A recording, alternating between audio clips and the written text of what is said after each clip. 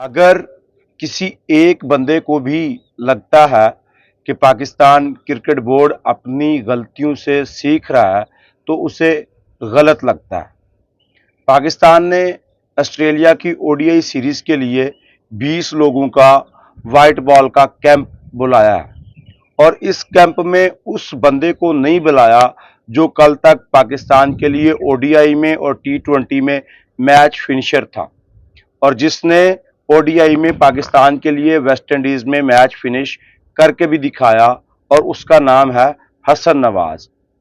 हैदर अली जो पिछले 2-3 साल से आपके प्लान्स में नहीं है वो इस कैंप में है और जो लड़का आपके लिए मैच फिनिश कर सकता था वो इस कैंप में नहीं है तो इससे ज़्यादा ज्यादती क्या होगी और इससे ज़्यादा बड़ा इंडिकेट क्या होगा कि आप अपनी गलतियों से बिल्कुल भी नहीं सीखते।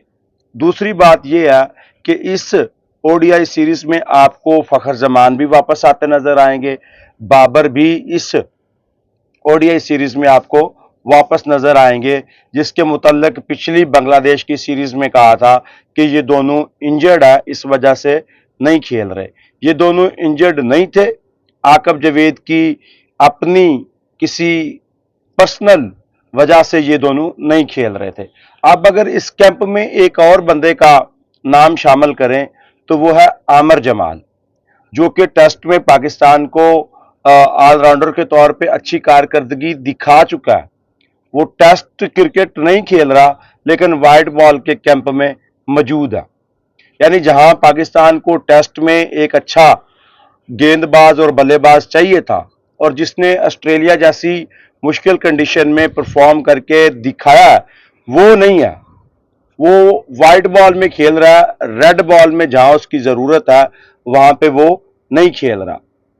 साइम अयूब जो पिछले कई साल से पाकिस्तान के लिए अहम रोल प्ले करने के लिए तैयार किए गए थे वो भी इस कैंप में नहीं बुलाए गए, जिनकी कम से कम समझ आती है कि वो बंदा ना तो टी20 में परफॉर्म करके दे रहा और ना ही वनडे में। और दूसरी सूरत ये है कि जब ये बंदा नहीं खेल रहा तो उसके हिस्से के जो 2-4 ओवर होते थे वो अब कौन करवाएगा। तो मोस्ट प्रोबेबली अगर मास सदाकत खेलेंगे तो वो 3-4 ओवर का कोटा जो है वो मास सदाकत भी करवा लेंगे। मास सदाकत ने इस पीएसएल में कोई ज्यादा बॉलिंग नहीं करवाई क्योंकि लबुशन को शायद इतना पता नहीं था कि मास सदाकत गेंद भी कर सकता है या नहीं। बहरहाल वो एक ही बंदे से ये चीज कुशीद करना चाह रहे थे और वो थे साइम अयूब। पहले प्लेयर्स का नाम सुने कि कौन कौन इस कैंप में है, फिर देखते हैं कि इसमें क्या अच्छा हो सकता है, क्या बुरा हो सकता है हमारे पॉइंट ऑफ व्यू से। आमिर जमाल, अब्दुल समद, अब्दुल सुबहान, अबरार अहमद, अहमद दानियाल, आकफ जावेद। आकफ जावेद ये वो वाहिद बंदा है जो न्यूजीलैंड के खिलाफ ओडीआई सीरीज खेला था न्यूजीलैंड में और इसकी 3 मैचों में 7 विकेटें थी और उसके बाद आकफ जावेद ने ये कहकर इसको बाहर बिठा दिया था कि इसका एक्शन का मसला है, इसका जंप बहुत बड़ा है और उस जंप के ऊपर किसी ने कोई काम भी नहीं किया और इस बंदे को पाकिस्तान की क्रिकेट में रिप्लेस भी नहीं किया और इसकी पेस भी बहुत शानदार है। जो इस वक्त पेसर हमारे पास हैं उनसे लाइन लेंथ भी इसकी अच्छी है, या कम से कम न्यूजीलैंड जैसी कंडीशंस में इसने साबित किया है कि I am better than your current premium fast bowlers. उसके बाद अली रजा हैं, अरफात मिनहास हैं, फैसल अकरम हैं, हारिस रऊफ हैं, हुनैन शाह हैं, ख्वाजा नाफे हैं, मास सदाकत हैं, मेहरान मुमताज हैं और ये अच्छा एडिशन हो सकते हैं। इनमें बॉलिंग स्किल स्पिन के हवाले से बहुत ज्यादा है। अनफॉर्चुनेटली ये इस बार इस्लामाबाद यूनाइटेड में थे और इनको एक ही मैच खेलने को मिला जिसमें शादाब खान बाहर बैठे थे। इसका एक ही जवाब है कि जिस टीम में भी सुफियान या मुमताज होंगे और उसमें शादाब भी होंगे तो मोस्ट प्रोबेबली शादाब ही खेलेगा क्योंकि शादाब बहुत इनसिक्योर है अपने करियर को लेके कि अगर ये परफॉर्म कर गए तो फिर मेरा खाता गुल है। उसके बाद मोहम्मद आफाक हैं, मोहम्मद हुसनैन हैं, सलमान मिर्जा हैं, नसीम शाह हैं और द ग्रेट फखर जमान है, शादाब खान है। क्यों है? शादाब खान के ऊपर सबसे पहला क्वेश्चन मार्क ये लगता है, क्यों है? आपके पास फैसल अकरम, इरफात महनाज, मेहरान मुमताज, आगे चल के सुफियान मुकीम भी आएगा, तो फिर आपको शादाब खान की क्या जरूरत है? अगर आपने आमिर जमाल को बचाया है या बुलाया है तो वो भी एक ऑलराउंडर है, और एक जो वक्त में दो दो तीन तीन ऑलराउंडर्स के साथ आप खेलेंगे, ये ज्यादती है।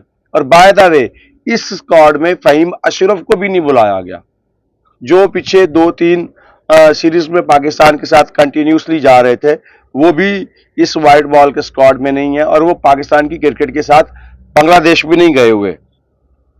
उसके बाद शामिल हुसैन है, सुफियान मुकीम है, पीएसएल का हाईएस्ट विकेट टेकर। उसने अपनी गेंद से कप्तान को जब जब जरूरत पड़ी विकेट लेके दी। उसने कहा, कप्तान परेशान नहीं होना, आपको जब विकेट चाहिए बॉल मुझे दीजिए, मैं आपको विकेट ला के दूंगा। अच्छा, उसके बाद Usman Khan wicket keeper, most probably आप इस सीरीज में शायद हमारे रिजवान को बाहर बैठता हुए देखे, क्योंकि जिस तरह की क्रिकेट खेली है उस्मान खान ने टी20 में, वो रिजवान से बहुत बेहतर है। ये सवाल अपनी जगह अभी भी कायम है कि टी20 और वनडे में फर्क होना चाहिए, और जो टी20 में परफॉर्म कर गया उसको टेस्ट खिला दो, वनडे खिला दो, ये गलत है। इंटरनेशनल क्रिकेट का दबाव, फ्रेंचाइज क्रिकेट का दबाव, इसमें जमीन आसमान का फर्क होता है। बाबर कल जब टेस्ट खेलेगा ना, तो बाबर की बैटिंग बताएगी कि वह उसने अपनी गलतियों से कितना सीखा, ये आपको कल पता चल जाएगा। क्योंकि पीएसएल की कंडीशंस में, पीएसएल के प्रेशर में, और बांग्लादेश की कंडीशंस में और बांग्लादेश के प्रेशर में जमीन आसमान का फर्क होगा। क्योंकि कल आप जब खेलेंगे तो आपके ज़हन में पिछली वो शिकस्त होगी जो आपने बांग्लादेश से टेस्ट में ली है, तो शिकस्त का बोझ आपके ऊपर बहुत ज्यादा होता है। उसके बाद साद बेग है, साद मसूद है, साहबजादा फरहान है, हैदर अली है और हमजा नजर है। साद बेग और साहबजादा फरहान, मां सदाकत, यानी अगर ये दो लोग हैं तो फखर जमान के आने में से एक बंदे को बैठना पड़ेगा, चाहे वो फखर जमान हो, चाहे वो मां सदाकत हो, चाहे वो साहबजादा फरहान हो। इन तीनों में से एक को बैठना पड़ेगा, और मोस्ट प्रोबेबली मां सदाकत बाहर बैठेंगे। पाकिस्तान किस तरह का स्क्वाड बनाता है, कौन कौन से लोग होते हैं, ये तो बाद में पता चलेगा, लेकिन फिलहाल ये वो लोग हैं जो पाकिस्तान को रिप्रेजेंट करेंगे। ये 20 लोग तैयारी में शामिल हैं कि किस तरह हमने ऑस्ट्रेलिया को फेस करना है। अपने घर की कंडीशंस में आपको बेफिक्र होकर खेलना चाहिए, लीथल होना चाहिए। अगर अपने घर में डर के खेलेंगे तो फिर बहुत सारे सवाल पैदा होंगे।